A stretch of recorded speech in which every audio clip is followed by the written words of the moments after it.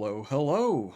Welcome back to Let's Talk Entertainment News. Do you like big, scary, rabid dogs in your movies? Well, rejoice, because Cujo is getting a remake at Netflix. We're going to talk about that in just a moment. But before we do, just one thing I want to say to you. I want to say thank you. We recently hit 5,000 subscribers with your help. So once again, just taking this moment to thank you, because it was a long time coming and you did it, guys. Alright then, the Cujo Netflix movie is now currently in pre-production after the streamer successfully obtained the rights to Stephen King's 1981 horror thriller novel of the same name. Prior to the upcoming Netflix adaptation, the novel was first adapted into a movie in 1983 by director Lewis Teague, and that film is a freaking classic that I love, and you will not top it, or rather, you will be unlikely to top it, especially not at Netflix, who are pretty iffy with their films. What do we know about the Cujo Netflix movie? The Cujo Netflix movie will be produced by Roy Lee. At the moment, the streamer is searching for potential writers who would write the remake's screenplay. The 1983 movie starred Dee Wallace, Danny Pinataro, Daniel Hugh Kelly, Christopher Stone, Ed Lauter, Billy Jacoby, and more. During its theatrical run, the horror thriller initially received mixed reviews with critics. However, it eventually garnered a cult following over the time. And this film is still pretty much available to watch on cable or over-the-air television pretty much weekly. It has had a long time to build its cult following. The original novel's official synopsis reads, the Camber's once friendly St. Bernard turns into a killer after being bitten by a rabid bat.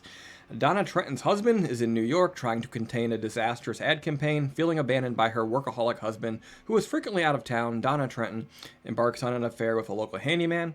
Left to fend for herself, she takes her ailing Pinto to Joe Camber's garage for repairs, only to be trapped with her son, Tad, in the sweltering car by the monstrous dog. This marks the latest Stephen King novel that will be receiving a movie adaptation soon. Besides Cujo's, King's dystopian novels The Running Man and The Long Walk are both being adapted into movies, which are now in production. In addition, HBO is also preparing for the upcoming premiere of its prequel series, Welcome to Derry, which will feature the return of Bill Skarsgård as Pennywise the Clown. Alright, so yeah, Stephen King remaining big business into the second quarter of the 21st century. Here we are in 2025. I love this film, you know. It's one of those special types of horror movies that somehow works, and it's when it's on television or you're scanning somewhere, you see it, you stop and you watch a few minutes of it. For me, it's at least that's the way it is. I hope that they can manage to sort of recreate some of the tension and the sort of the gritty, claustrophobic horror of the whole thing. You know, have them stuck in a car for nearly the entire film.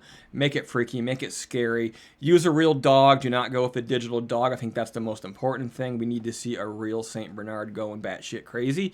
But if you do all of that, I think you can manage to make a decent film. Netflix pretty iffy with their film properties. Their television shows, I think, were a lot more heralded, but on the film department, they're pretty hit or miss.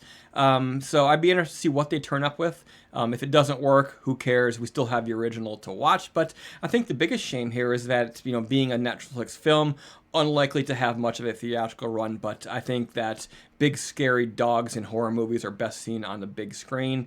How will it translate for the home market? I don't know, but I'm interested. I'll watch this cautiously, see what comes of it. But hopefully they can, you know, keep it gritty, keep it real. Again, give us a real dog, give us the real horror, the visceral reaction created by this dog as he goes downhill throughout the movie, getting dirtier and bloodier and slobbier.